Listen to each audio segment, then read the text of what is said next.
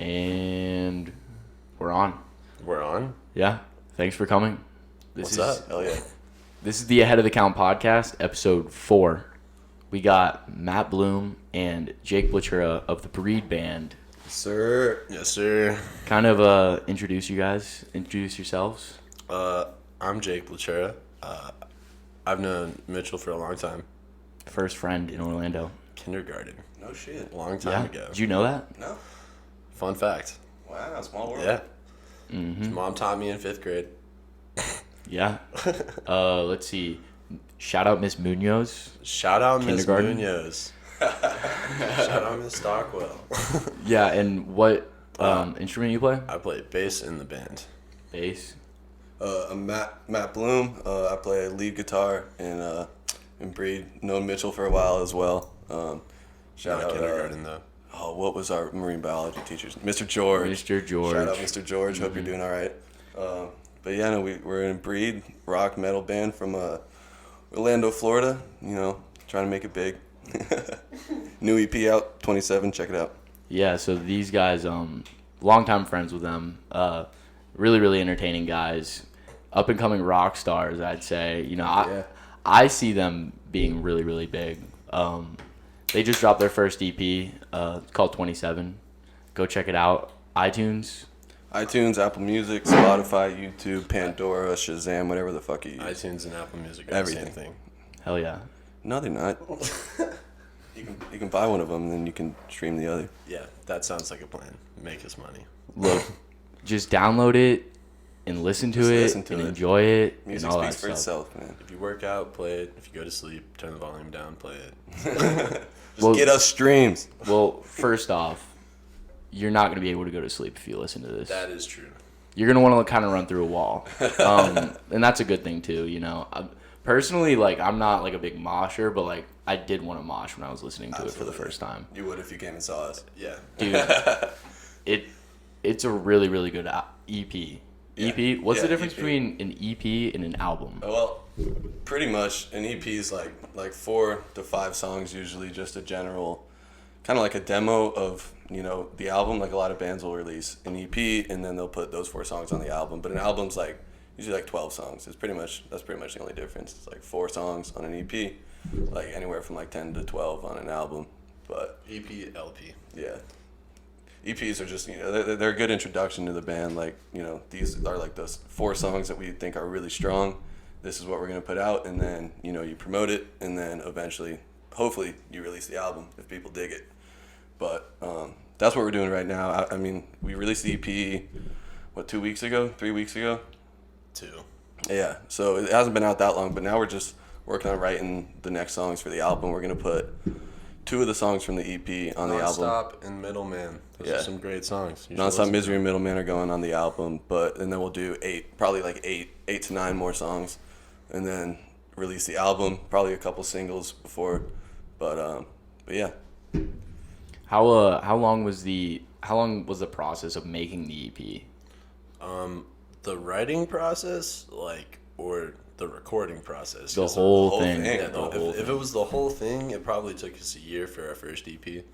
Probably, or maybe honestly a little longer, probably a year and a half. I mean, we've been together for 2 years and like a week or some shit like that. 2 years and some change. No, like in a week, I think it'll be like 2 Oh, years. yeah, Like, yeah, it has not been. Yeah, I mean, But since day one. we were sitting on the songs for a while. We had the 4 songs, or we had 3 songs written. We had Titillated, Nonstop Misery I wrote before I was even in Breed. I wrote that song when I was like 17, I think, and then I brought it in when we had Breed. So that was, I think, the first song that we made, and then Middleman took us a good like year. That's like our long song, the last song on the record.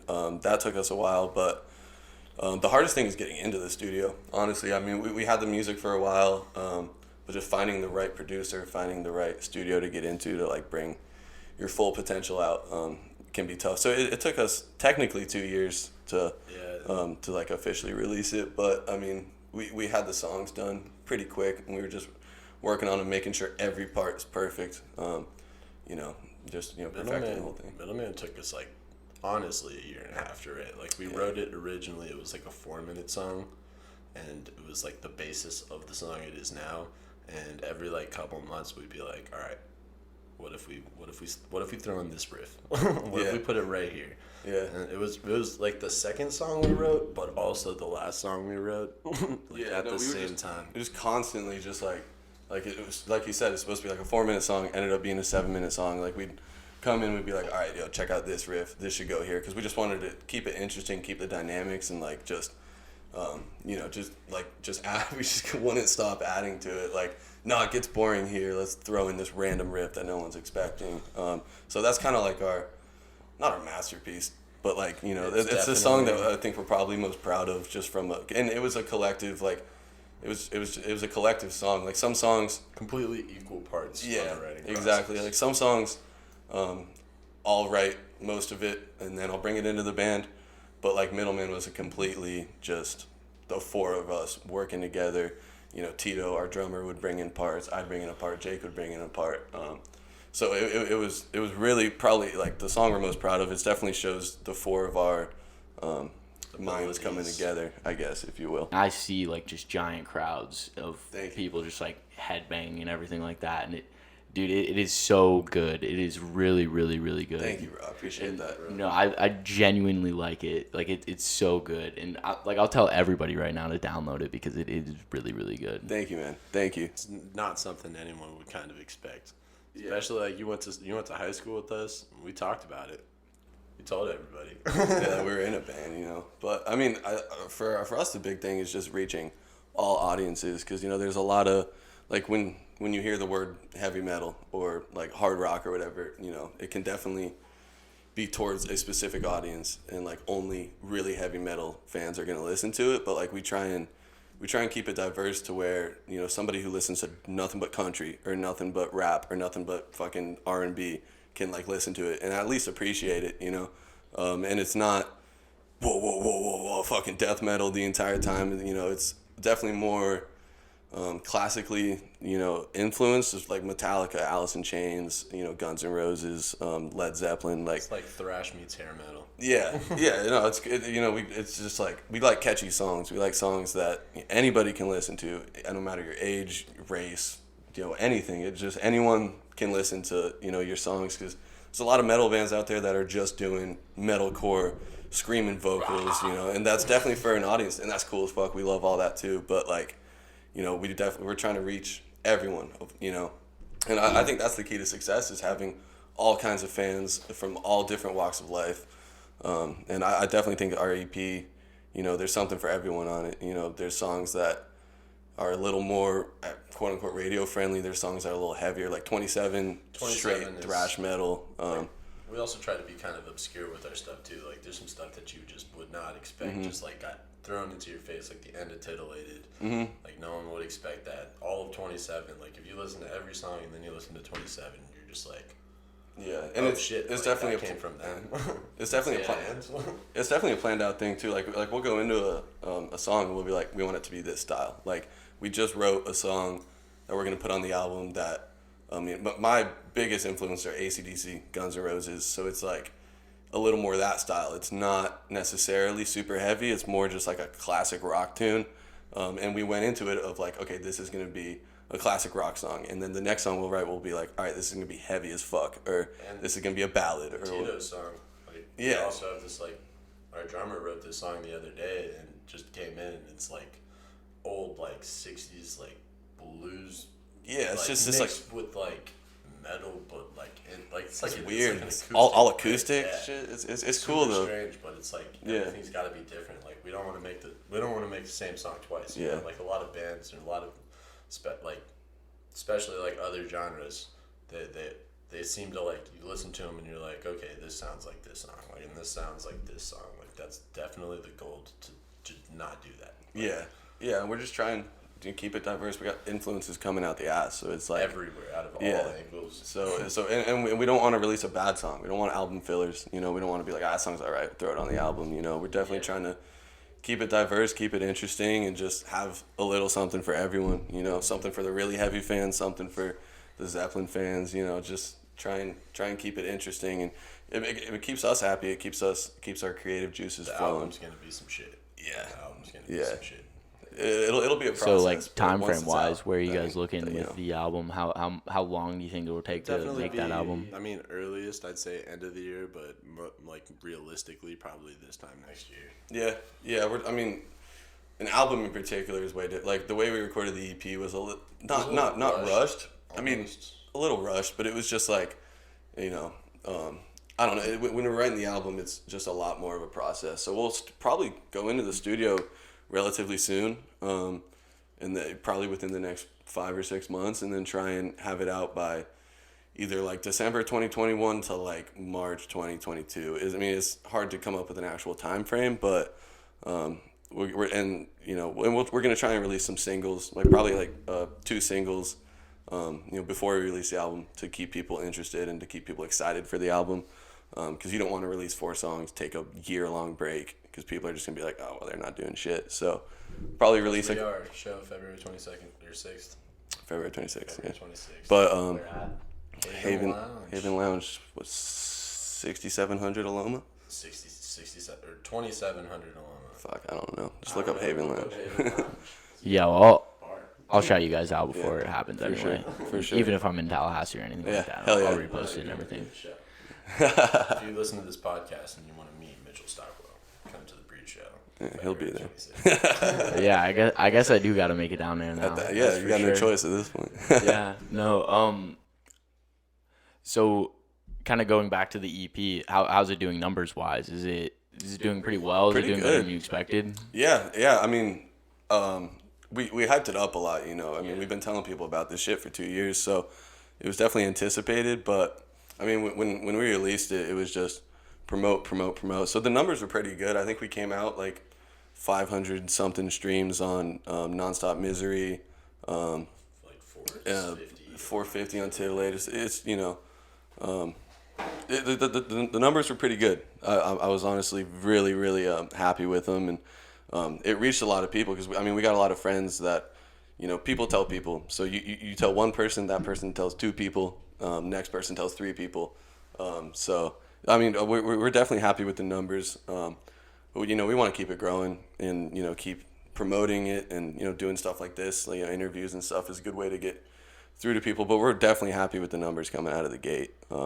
It definitely gave us a lot of confidence and a lot of like, oh shit, people are actually liking what we're putting out. And you can like your songs a lot, but it's completely different when somebody else likes your songs, and getting that response from people of like, okay, this is good, like we're on a good track, let's keep doing this. So yeah, no, the numbers were good. The numbers were strong for a band that was releasing their first EP. It was kind of surprising too, because we have the age group. We have a lot of friends that listen to only rap. They don't listen to any kind of metal. And there's the whole, oh, that's my boy, that's playing on stage. But like also the fact that these kids that do not listen to anything kind of metal at all, like our songs, mm-hmm. They know the words. They sing the guitar solos, like they actually fuck with it, and they don't listen to that kind of music, which is kind of, and there is the boy aspect, but there's a lot of people that are like that, and it's kind of just crazy because you see how people are actually like, oh, okay, like, okay, it's not some shit. This is not some. I mean, most people when they hear heavy, like Matt was saying earlier, when they hear like heavy metal hardcore, they just go to the screaming category, but.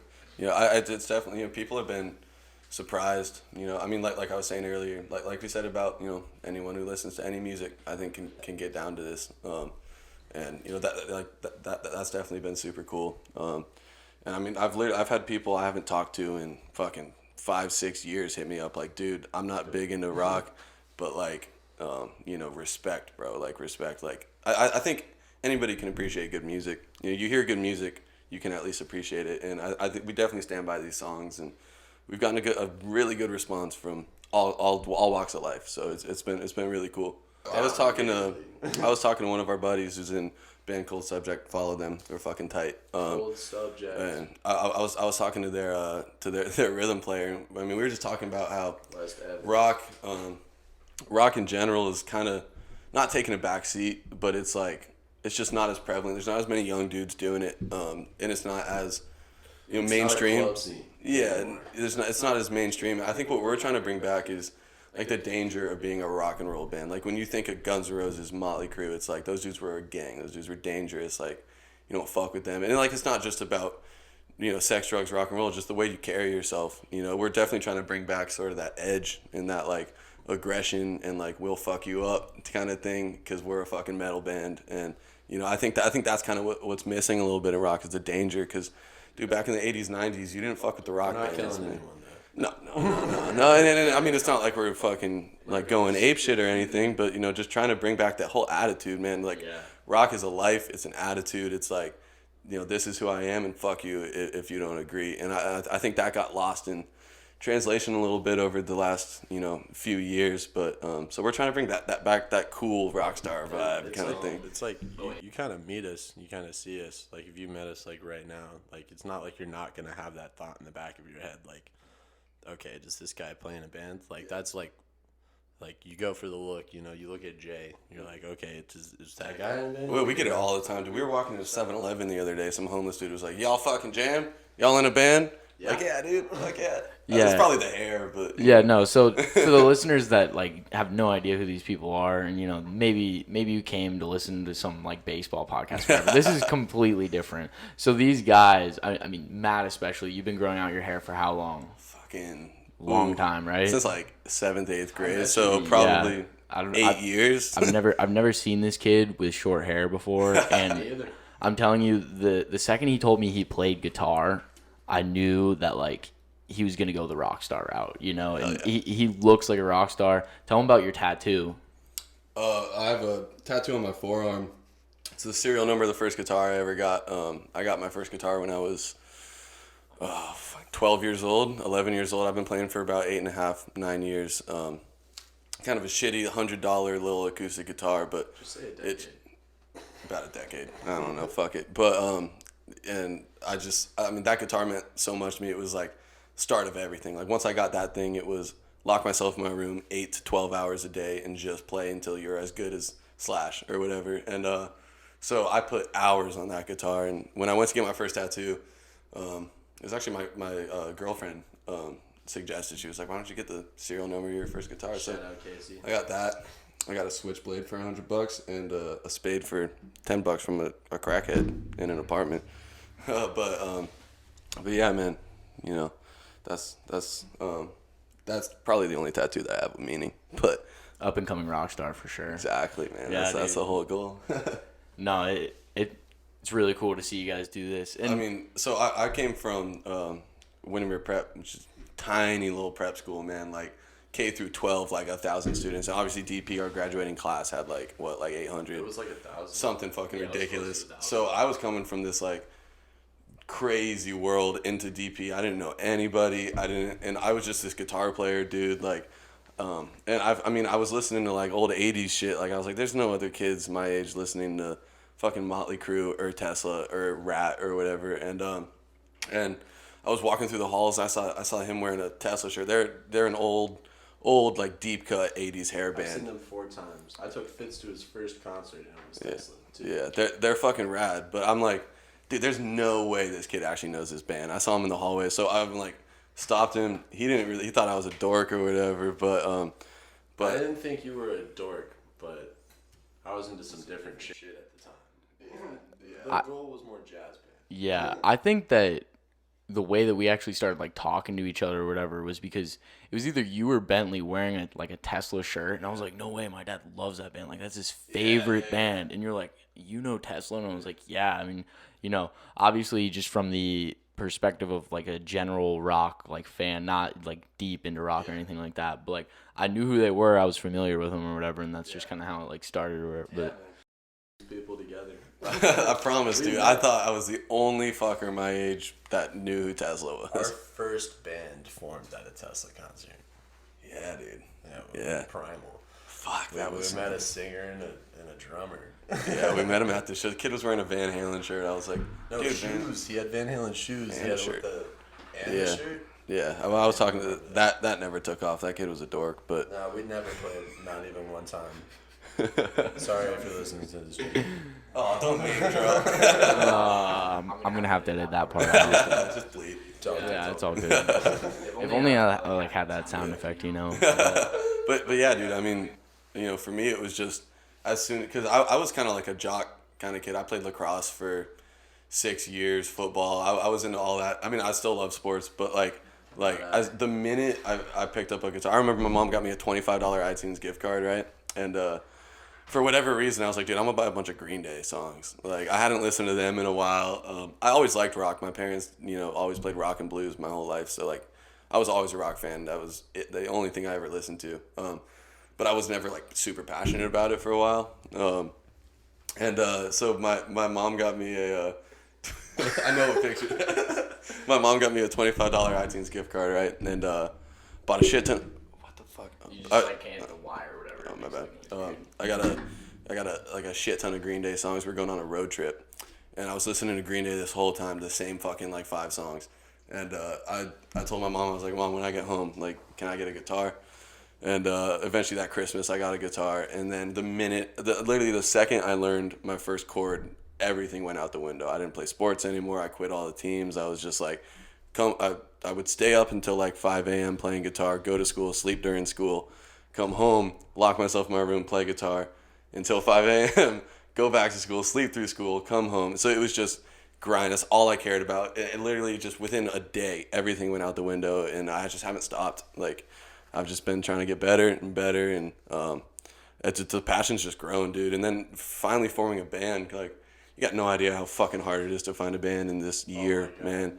Like, to find dudes that not only you can chill with and that can be, your boys. Like, that's half of being in a band is chilling. It's not even playing. Like, I played with a lot of different people, but it just never gelled, like, friendship-wise, because it's the same people. Yeah, exactly. We're literally the same people. So, like, when I finally found Breed, me and him formed it, but when I finally got that going, it was like just balls to the wall. Like, this is it. I don't care about college. I don't care about anything else. I'm gonna be a fucking guitar player, and I'm not gonna be happy if that doesn't happen. Back to the forming of the band. Oh yeah, you guys were together. We went on a tangent there, but yeah, that was a long tangent. Yeah. But when we formed it, I was doing on a bounce house company. Hit me up, Bounce World USA on Instagram. Wait, say that a little bit louder so then people know like what. I own a bounce house company. It's been 4 years now. Started with my cousin when I was 16. Just started Breed. 16 years old, started a bounce house company. It did happen. But so I was doing this job, and it was like this like car show at a police station. There's some bad memories at that place. We don't have to put that on the record. This day I was there with my cousin, and this dude who was like running like the car show aspect of it or whatever comes up, and he's like, yo, I need a bounce house for this show, another car show, fundraiser, Vets for Vets. But it was in like 2 months.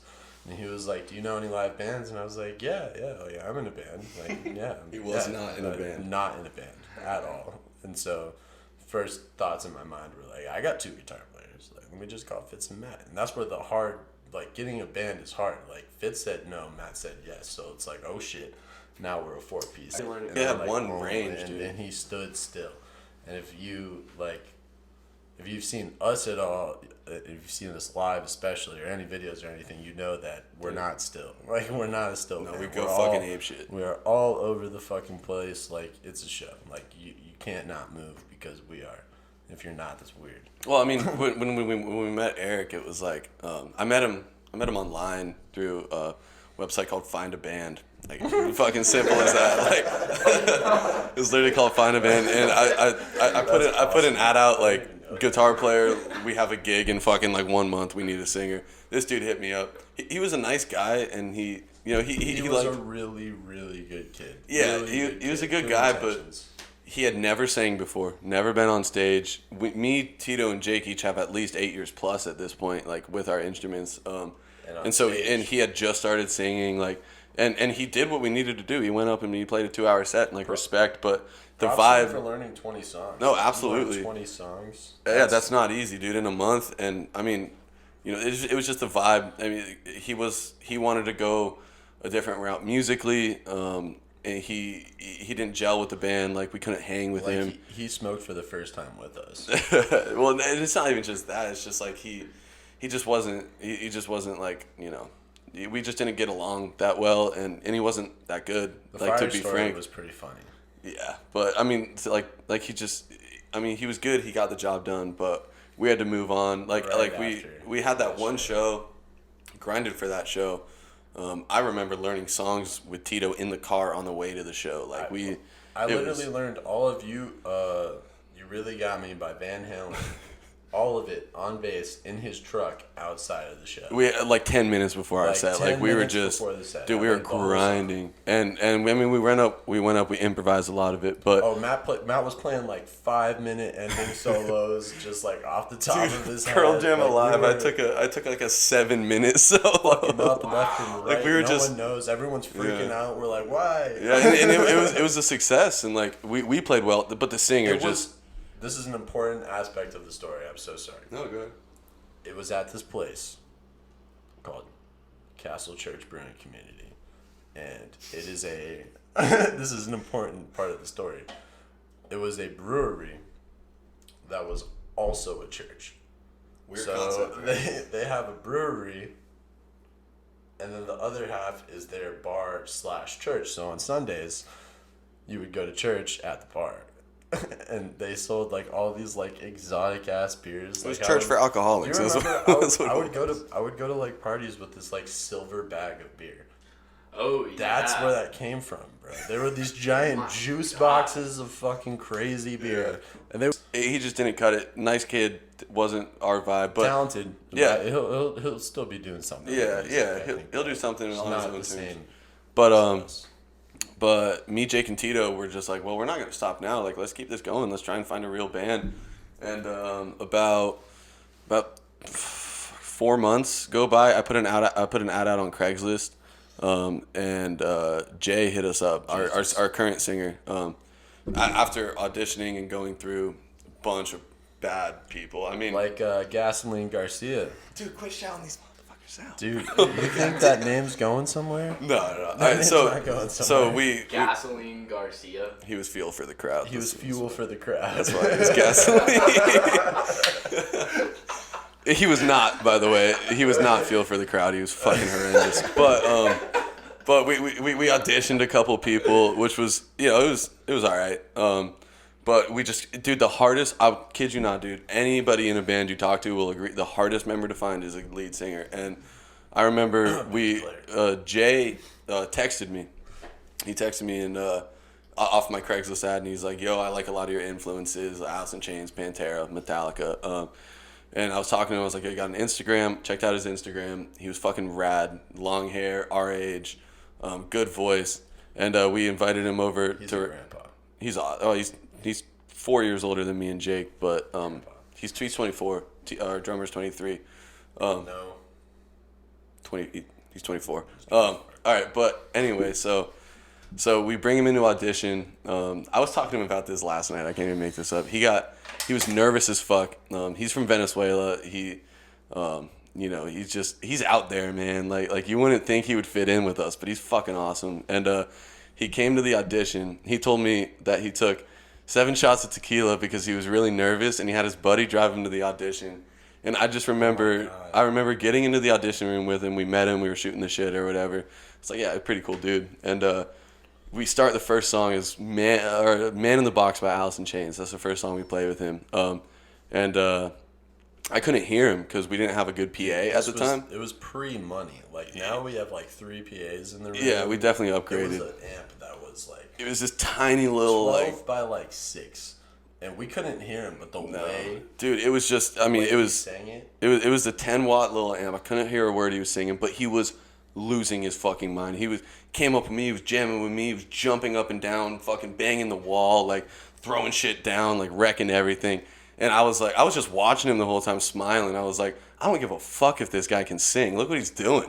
Like, he's just going apeshit. And we talked with him after, and it was just seamless. He was instantly one of our best friends. Like, it was just like decided this is our guy. And then, since we couldn't hear him sing, like a couple days later, we sat him down in a room. Alone. It was just me, Jake, Tito, and we sat him down and we made him acoustically sing Live Wire by Motley Crue. Off of phone. like we played, like his backing track was a phone, like it was a cell phone. Yeah, and like, we were just like, we just want to hear you sing, and he sang great, and so from that point on, we pretty much had the band. Amazing. We had the band, and then once we started writing together, it was like, dude, he's next level. He can play every instrument. He's written all of our lyrics. Yeah, and he's just got this ear, man. He's fucking badass. He's really easy to work with. And when you see him on stage, I mean, he's up there like David Lee Roth, Axl Rose, like just losing his shit. So Ape shit. Yeah, so that's pretty much when it was like from that point on, it was the four of us. We had our band, and then that's when we started really gigging and developing our sound, our image, and then we started writing. And I remember when Jay auditioned, me and Matt were like, "Cause we do it at my parents' house," and they like knocked down. We did it at So they knocked down this like wall. It's like 2 rooms, and we're like all side by side. Like the drums are on the right, then it's Matt, then it's me, then it's this guy, and we can't hear him. Me and Matt are looking at each other like, do you hear this guy? Like, can you hear him? Matt's like, no, but like he's like, no, look at him. Look, he was fucking shit faced too. It was hilarious. I could hear him like a little bit because I was standing like right next to him. And I was like, well, he's not fucking up. Like, he's like, I mean, like, I couldn't like tell, like, it was like, if I ever heard Jay sing on any track ever, I'd be like, that's Jay. Like, yeah. He's very unique voice, and he's got a thick Spanish accent, so it's like really, really unique to his voice. Like, a lot of singers sound a lot alike, but he's just got this edge, man. Like, it's. Yeah, and one more thing, we're gonna take a break in a second, but dude, when I was listening to the EP and everything like that, like those like laughs and everything that he does too, so sick. It's the crazy thing is, and I meant to make this point earlier, but like your story is just like really interesting. I kind of got into it, but dude, just like the originality of you guys, like I've heard like that genre of music, but I've never really heard like your music, like it's sick. Yeah. It's really, really good, and it's really original, and like, I mean, people can hear when something's original versus when it's kind of copied or whatever. Absolutely.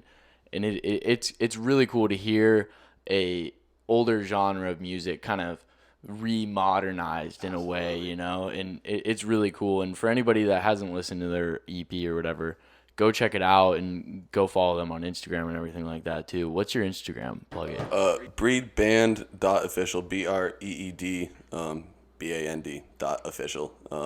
And we're on Facebook, YouTube, and then if you're looking for it on Spotify or whatever, you look up Breed 27 and it should come up. It should be the EP. All right, so we took a little break there. To be completely honest with you guys, we actually had technical difficulties. Had this really good conversation, but we're gonna get back onto it. So I was explaining to them the concept of ahead of the count earlier, and I was telling them how ahead of the count, the whole concept is I just wanted to talk to people that are in the process of following their dreams at this young age, and I think these guys are a really, really good example of what ahead of the count is. Even though it's not a sport, even though they're not an athlete, they're in a completely different route than really anyone that plays a sport or anything like that.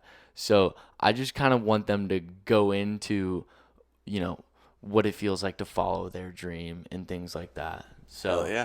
Hey man, we're athletic. It used to be. In a musical way. Yeah, so, I mean, first of all, I love the idea of the podcast, just, following people that, don't always get, credit or whatever. People overlook them because they're not the biggest fucking band in the world, or they're not, the starting quarterback for the Patriots or whatever, because it's a lot, it's a lot more than, like, a lot of people see, the success they see, but they don't see the grind, and, so I definitely think it's really cool what you're doing, talking to people that... Thank you.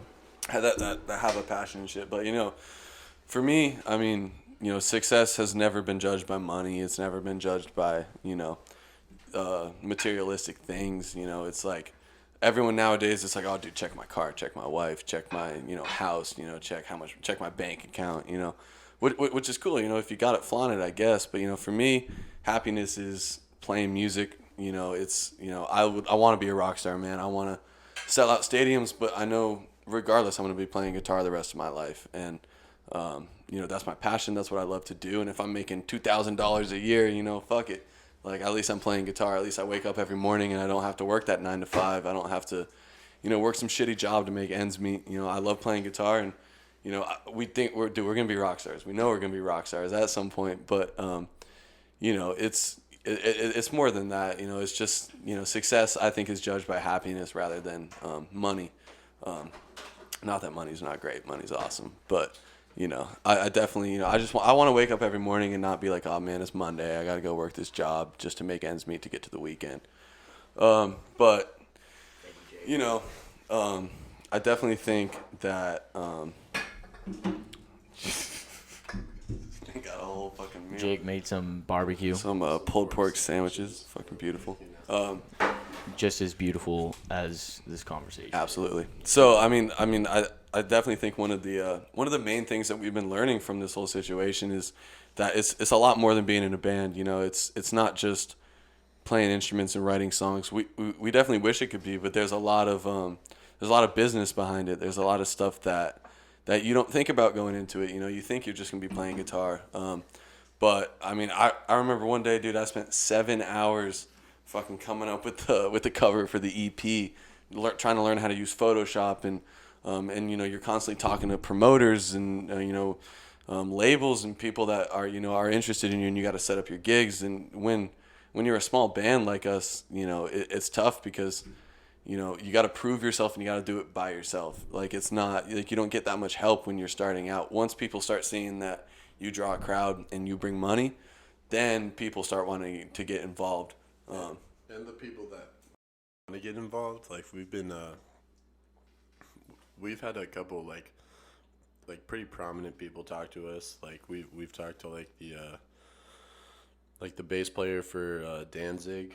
I don't know if you know who Danzig is. Steve Zing. He's also in Samhain. He's hit us up, told us that we rocked, and kind of stand still for a little bit. And, you know, probably go somewhere later. But they also have a bunch of clubs in West Palm. Apparently, a bunch of them are closed, but apparently, like, we could start playing there and stuff. And then we've like there's a couple of like bigger connections that we've made, but you like it's hard. It's hard to like get them to like keep going. Yeah, no, for sure. I mean, like I was saying, you know, it's just it's the grind. It's the stuff that nobody sees that goes into all this stuff. Just like anything, just like being an athlete, just like, you know, being an entrepreneur. It's the same shit. It's the grind of you start with nothing and you build something. And like, you know, I mean, Breed, you know, we're trying to build a business in a way. It's very similar. You know, we got an LLC, and you know, we're starting to, you know, get bank accounts, and you know, people are talking to us about signing this to, you know, whatever it may be. You know, it's tough, man, and it's a grind, and it's like selling yourself. You constantly are proving yourself, and it's awesome, and it's definitely, we're learning a lot from it, and it'll definitely help us down the road, because, you know, there's a lot of bands that, you know, signed the first deal that they got given, and then that dude got all their money, and they got 10% of, you know, all their sales. So there's a lot of that goes into it, and, you know, running your band as a band, like individually, running it, not having some dude who's not in the band making financial decisions, or, you know, having access to your bank accounts. It helps because you have full control, full creative control, full financial control. But, you know, like there's a shit ton that goes into this that even I wasn't expecting. Like, I was like, dude, I'm gonna play guitar, I'm gonna be a rock star, I'm gonna be the coolest guy ever. But it's the 3%, the 1% that gets to that level. You know, it's rare to see it, but you know, if you work your ass off enough and you want it enough and you're good enough, then, you know, people start noticing you. And like Jake was saying, you know, we've had a decent amount of people contact us, like, you know, we really like what you guys are doing, we want to work with you guys, you know, see where y'all go down the line. But yeah, man, I mean, like I was saying before, you know, success to me is happiness, and Breed makes me happy. Making music with Breed makes me happy, and we stand by everything we put out.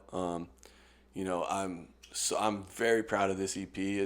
Like I've been playing guitar about nine years, and this EP for me is just all that hard work, all those hours spent in your bedroom, like wrapped up into 4 songs, into 17 minutes, and like it's overwhelming to think about, and to listen to it and to have people tell you that it's good and that they want to hear more, like that's cool to me. Is like that's success to me. I don't make $1 million. I got my day job. He's got his day job, but the ultimate high is being on the stage. People are screaming your name. People are hitting you up. About your EP. Like that to me, on some level, we're already successful. We don't make a shit ton of money. We're not complete rock stars, but we're definitely stepping in the right direction. And I'm really, really excited to keep moving forward. And one of the hard things is keeping forward momentum and keeping the progress going. Because it's really easy to stall out. You release a record, you don't do much, people listen to the record, but, it falls off after a bit. So keeping forward momentum, keep playing, keep grinding it out, keep releasing music, keep writing, we're working on our merch store, which should be out pretty soon. We're working on getting some like production for our stage show, like fucking fog machines and banners and, rad shit like that. And we're working on writing for the album. So, there's a lot of good shit coming, but, for me, to some extent, we're already pretty successful, man. I mean, people are digging our tunes, and we're fucking having a great time. And I wake up every morning like, I work my day job. I fucking hate going to work. Everyone hates going to work, but it's a means to an end. It's like I'm doing this until I can quit my job and I can make all my money playing music. And I do see that day coming eventually. I think we're on the right track for sure. And there's obviously talent, and we write good tunes, and but back to the original thing, dude. Success is it's been put into the category of money, and this is what I have versus what you have. I'm way better than you, but like to me, it's just happiness, man. I wake up every morning, I put my guitar on, I play a couple chords, and like that's my high, like, or being on stage, you got even 50 people, like, let alone 5,000, but like 50 people screaming your name, chanting your song, singing your parts. Like that's a high like you can't even describe, man. It's adrenaline rush. And 2 days ago, we went to a show called Subject, another shout out, and these random kids walked up to us and they were like, we'd never seen them before in our lives. They're like, "Oh, you guys are Breed. Like, what's going on?" And we were like, "Yeah, these motherfuckers recognize us." They recognized us. Cool. And that was like one of the like. It was. I mean, it hadn't happened before. It was one of our first like surreal like, oh shit, like these guys know who we are. Like it's not like there's some super fan from fucking Wyoming or some shit, but either way, we had never seen them a day in our lives, and they know our songs, and they've seen us, and they know our faces. And that's like that's success. That's success, cool. That's cool. That's at least something. It's a start. And I mean, what you're doing with Ahead of the Count, man, I dig it, because there's a lot of people that don't get recognition for the hard work. People get recognition after the hard work. It's like, now you're successful, now we pay attention. But there's a lot that goes into it, man, and it's cool that you actually take interest in that, and that the listeners take interest in that. It's awesome, and we obviously appreciate the support. Like I said earlier, with like a lot of people like put success with like going to school and going to college, getting your job. Like older people. You work the 9 to 5. You raise your family. You get your white picket fence house. People say like, go to school for 8 years. Get your medical degree, become a doctor. You'll be rich. You can have fun after that. But you're 35. Like you're 35. You're gonna start having fun. But everybody who's ever lived a life knows that you can't do the same things. I mean, it's not like I'm saying, ooh, old. No, I'm saying like you just don't do the same things you did at 20 when you're 35. Like, I mean, that is like exactly why I want to talk to you guys, and why I kind of started this podcast is because there's so many people out there that will, wake up when they're 40 years old and they're like, I shoulda, I coulda, I woulda, instead of just doing it. And that to me is like a really, really scary thought. And hopefully for the people listening, that's a scary thought to them too. And that's exactly why I started this. That's exactly why came to you guys and I was like, hey, I want to have a podcast with you guys because you were literally living your dream. You know, you dreamed of being a musical artist. You know, you're with your squad, you're with your boys, and you're just figuring it out. Yeah, dude. And that shit is amazing, stuff dude. like that is like what I said when people recognized us, like what you just said right now. Like that's crazy. Yeah. You know, like I've known you since fucking kindergarten, and you're sitting here like saying that shit. You know, like that's insane.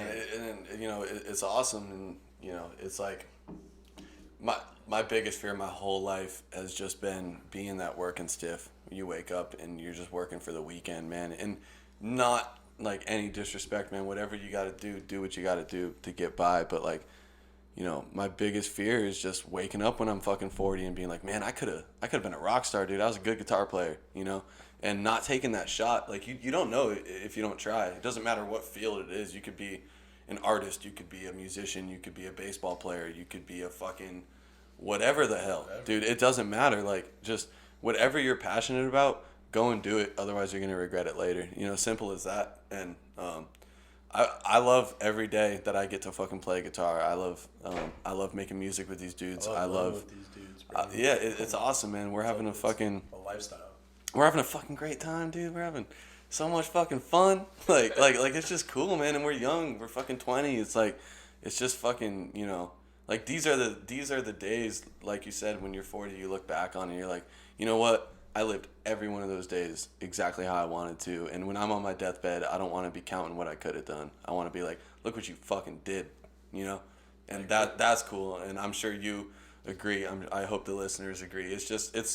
I'm very scared of living the average Joe life, you know? And it doesn't necessarily need to be international fame and success and money, but just knowing that I live my life like how I wanted to. And like, I woke up every morning, did some badass shit, you know, like that to me is success and happiness. And you know, I think a lot of people get wrapped up into the social media thing and the, you know, this is the way it has to be, or the 9 to 5, like, you know, you go to college, you get your degree, you do your 9 to 5. Not that there's anything wrong with that, but you know, I'm scared of that, man. I want to be something different, something special, and know that I did fucking at least the best I could to make it work. And if we end up being international rock stars, rad. But if not, I'm still gonna be in a bar in Texas fucking playing guitar every night, you know?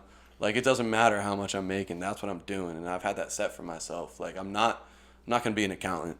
It's just not gonna happen. I went to Bring Your Child to Work Day, or Bring Your Kid to Work Day, when I was like 12 with my mom, and she works for like timeshare companies, like high up, you know, office building, all that bullshit. And I remember going there and literally hitting every single last entire second of it. And I was 12 years old, and I was already in like the wood shop and stuff, you know. I was already playing music. I just started getting like really good at bass. And I like looked at my mom after my first time ever going to Bring Your Kid to Work Day. I was like, never bring me to this again. I never want to do this again. I never want to be here again. Like, I never want to do anything like this. This is awful. Like, why do you do this? and from that day on, it was like you're playing music.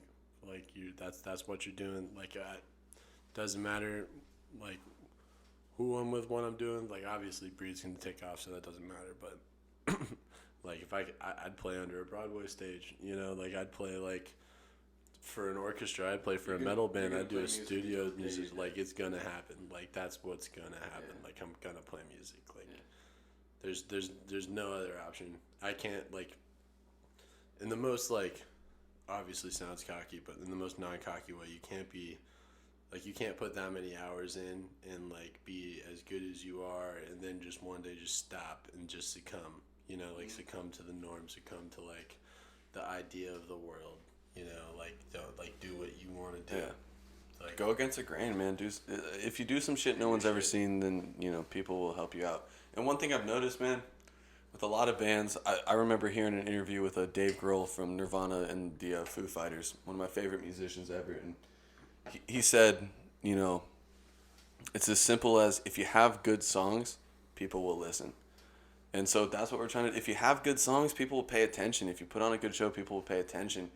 And, you know, maybe you're not fucking Michael Jackson, but like just putting your heart and soul into something and putting it out and getting a good reaction, dude, that's good enough for me, man. And like, I want to be famous, dude. I want to be the next fucking guitar hero, but all I know right now is that I'm going to give it 100%, and regardless, I'm playing guitar until the day I die, and I'm not working some fucking desk job. Not that there's anything wrong with that, you know. And there's a lot of people that are happy doing that, you know, and shit works for some people, but for me, it's just about living every fucking day like it's your last. You know, it's a stereotypical comment, but you gotta live every day like it's your last, because you get one life, man. Go fucking live it. Go live it up to like your standards, man. And that could mean anything.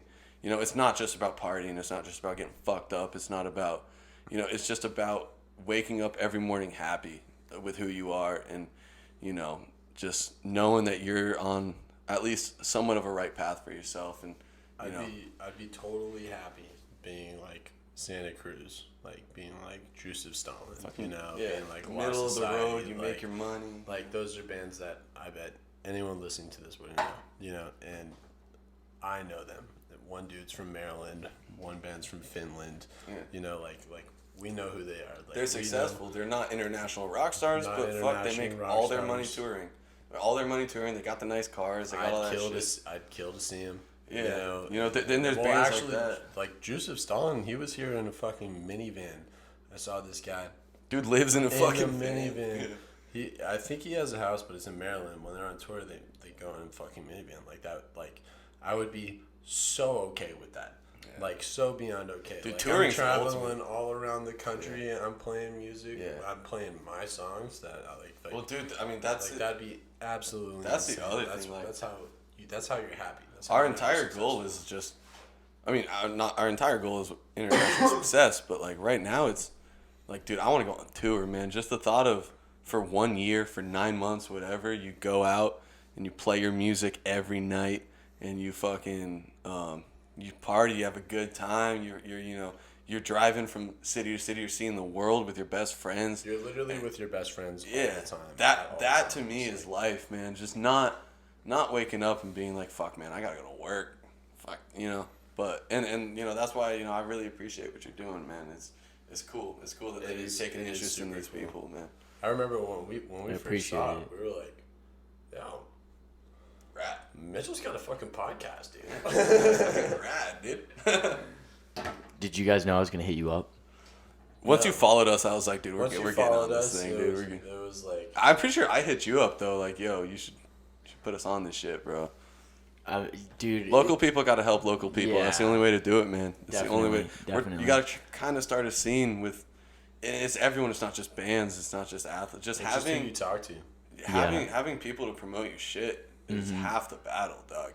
Yeah, 100%. And when I started this like podcast, I knew I was gonna be talking to you guys immediately, and I knew that I wanted you guys to be like one of the first ones, because just seeing you guys do what you do, you know, and just following your dream, that shit is so inspiring. And a lot of people don't get it, and a lot of people won't get it. Yep. But for the people that are looking for that motivation to do it, the people that are looking into the people that are trying to come up, not just on like a degree or anything like that, but just like on their own thoughts, no bias whatsoever. They're coming and they're trying to just follow that dream of theirs, you know? You have when you're 11 years old sitting in your room. I mean... I was 8 when I picked up my first guitar, and my dad was teaching me Iron Man in the living room, and I will never forget that day.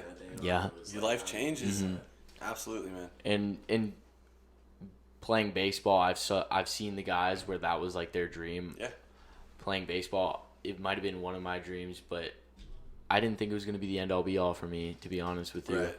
And when I saw like podcasting and stuff, I mean, it's consumed my mind for a very, very long time. And ever since I like even thought of the idea, ever since like I just wanted to start podcasting, I've realized that like if that's my dream, I want to talk to people who are following their dream and whatever subject it is, because I just want to learn. Like I just want to learn from you guys. You know, it's such a cool idea that you can make a living shooting the shit with people, you know, just having interesting conversations with interesting people, man. Yeah. I mean, we fully support you. We'll promote the fuck out of this. I appreciate it. Dude, I love what you're doing, man. Seriously, Thank you. From a young dude deciding to get into podcasting, I mean, you can make a living doing that, man. Yeah. How it brings people together. Like, Absolutely. literally, the last time we saw you was in a parking garage.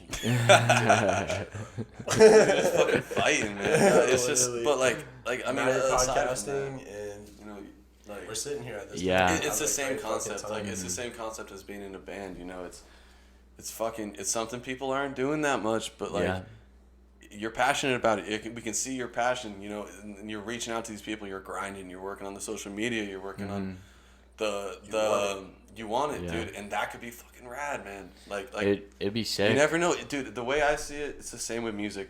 The right person hears it, you know. Eventually, something will happen. And dude, we appreciate being on this, man. It's a mutual. It's a win-win. Yeah, 100%. Totally fun. Absolutely. Yeah, I really appreciate you guys being on here and everything like that. But you know,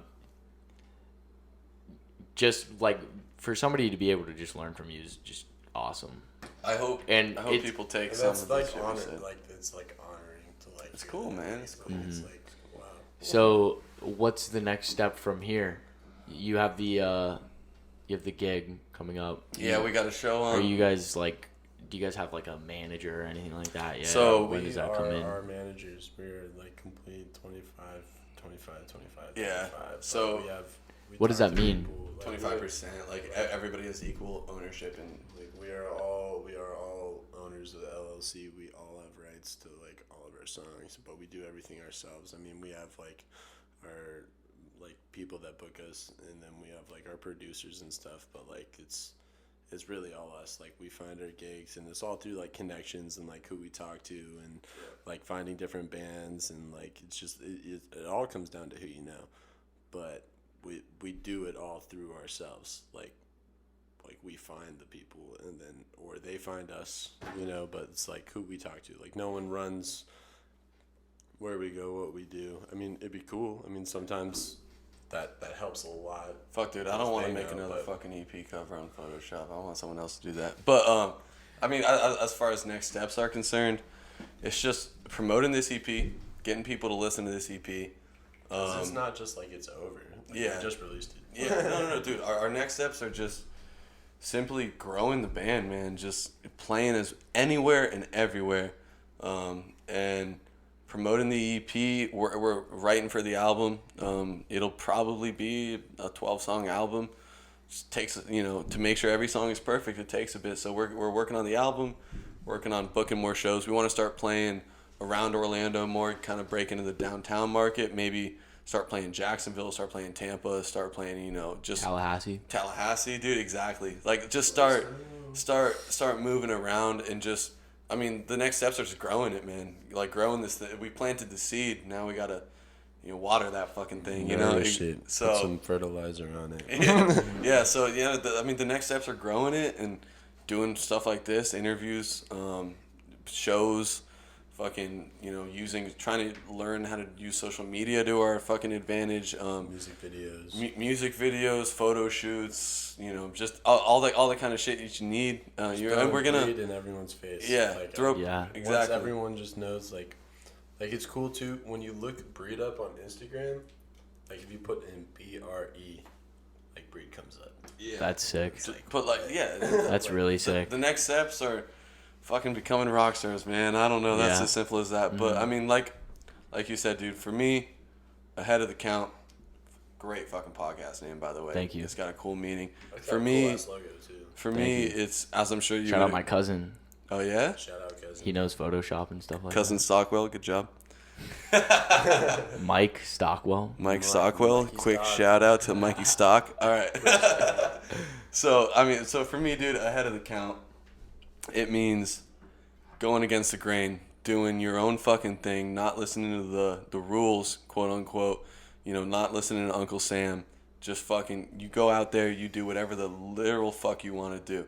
And you don't let anybody tell you otherwise. And just living your life like it's the last day on earth. And, you know, doing something that you can be proud of and that people will, you know, take interest in and doing something that's just different, man. I think Ahead of the Count, it's a great it's a great fucking name. It's, you know, it's a good concept. You know, each artist or each athlete or whatever who you talk to, you know, it's the grind. It's the, you know, doing something that isn't the structured. This is the way it's done. Going against, like I said, going against the grain, and, you know, to me it just means being happy in whatever that means to you. You know, if that means your desk job, if that means your 9 to 5, fucking awesome. If you're happy every day, that's what Ahead of the Count means to me. You're ahead of everybody if you wake up every morning happy. And we're fucking proud as shit of what we've done so far. There's a lot more to come. I mean, this is only the beginning.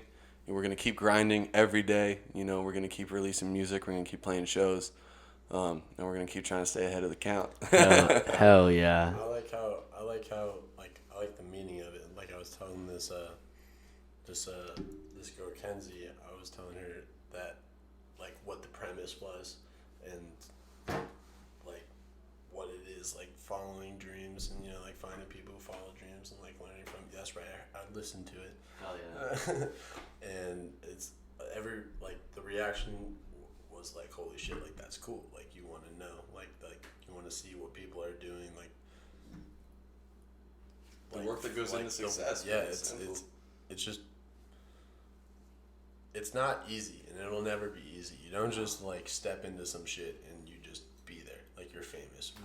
Like, I mean, there's obviously those people. Any band will tell you, dude, it's sleeping on floors. It's fucking... It's work, dude. Like, it's making $80 a show just to fucking buy dinner, bro. It's hard work, but it that's what comes out in the music, man. It's that grind is like when you listen to Guns N' Roses' Appetite for Destruction, that's a dirty rock and roll band on the verge of breaking it.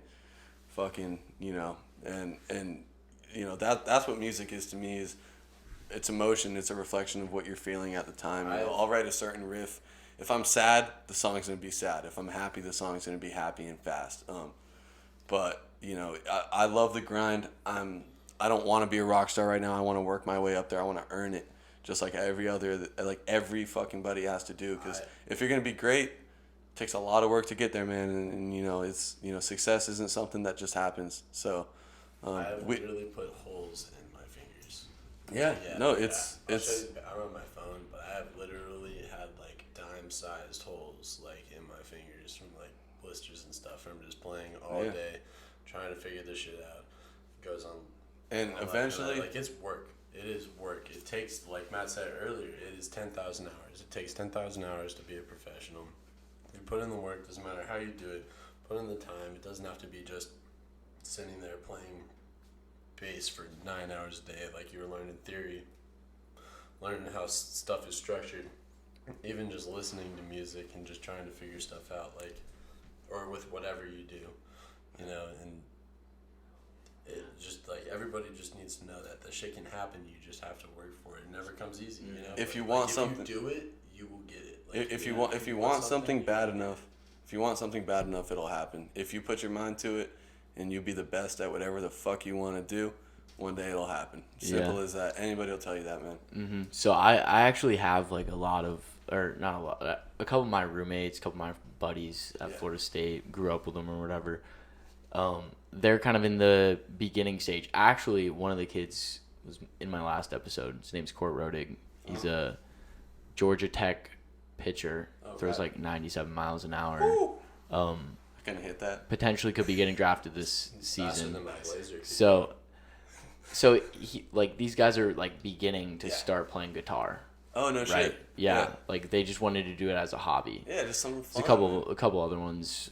You know who you are. Shout out. Hit me up for lessons. Yeah. So give them what is guitar. the best advice you could give a beginning guitar player from a perspective of like you've been there. You know. Do not stop doing it. Everyone stops doing it. I would say, I mean, for me, it was learn one song.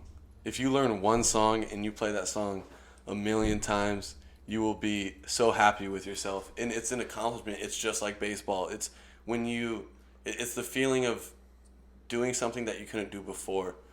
So my best advice to a young guitar player just starting is, first off, don't learn fucking hot cross buns. Learn what you want to play. If you're into Metallica and Guns N' Roses, learn Metallica and Guns N' Roses tunes. If you're into fucking Justin Bieber, learn Justin Bieber songs on guitar. It doesn't matter. Play what you want to play.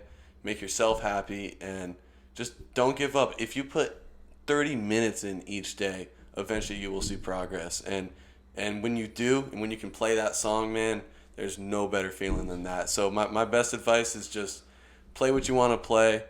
Keep doing it. If you got nothing to do, pick it up for 30 minutes, and just jam on it, and it's not going to be great. You don't even know, man. I put this record out. I've been playing 9 years, but I played a lot of shitty fucking guitar in my day. Dude, imagining my parents going to like my 6th grade orchestra performance and like making their ears bleed. Like, yeah, it's not going to be great.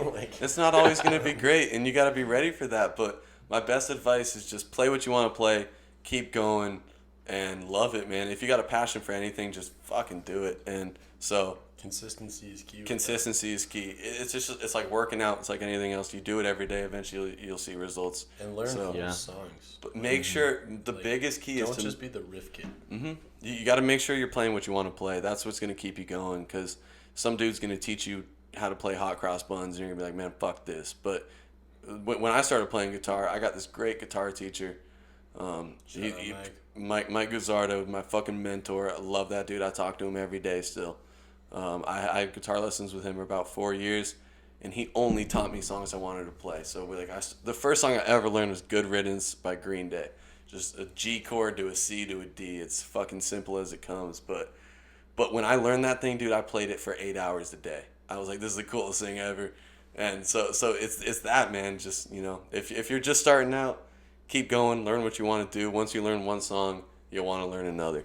Simple. The true thing is like to really just not stop. Like that's the problem with people. People will learn like I can play a song on like 9 instruments, but I play bass. You know what I mean? So like if I would have just kept playing banjo, like I'm sure I would have been good, but I didn't. I can do something. Dude, it's like working out. You work out for 2 weeks, you only get so much progress. You work out for 4 months. You'll be like, yo, check this out. I'm a little smaller, or would you rather be like, yo, check this out? Consistency. Ripped. But yeah, man. I mean, simply, if you're playing guitar right now and you just started, fucking keep going. Eventually, you'll be shredding. I promise. Yeah. Like if you just like the one like key thing is if you just don't stop doing it. If you pick it up once a week, you're gonna see some shit. If you pick it up twice a week, you're gonna see more shit. The way I see it, bro, just keep doing it. You won't that's the only way to get good. You can't play the guitar like 3 times and just be a master. Like you have to stay consistent. You don't have to like immediately go into like shredding licks, through the fire and the flames. You don't have to know all 12 scales like off rip. Like just play some songs. Simple as this, bro. Songs. If I can do it, you can do it. Yeah. Simple. It's facts. I was playing 100%. fucking football. You remember that? Yeah. I mean, we're running out of beer. We need more beer. I tried music tech and sound. We both were in that class. I tried it. I got a B. I don't even like it, dude. I'm in a band and I fucking hate it. I like using GarageBand Logic. It's cool, bro, but in that class. No. I mean, I use GarageBand to edit these podcasts. Yeah, no, I just ego death in that class. Oh, I bet. And yeah, like it happened. Dead. But we're gonna wrap this up here really fast. But absolutely. Number one, to all the listeners out there, to all you Adobe Photoshop guys, to all you merchandise people, to anybody that has those abilities, hit these guys up.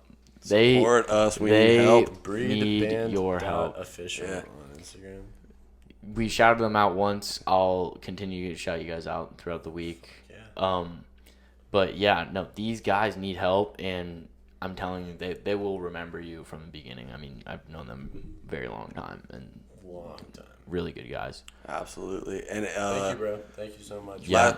Last thing, breedband.official on Instagram, 27 out now on all platforms, Spotify, Apple Music, YouTube, whatever you use. You look up Breed27, check us out.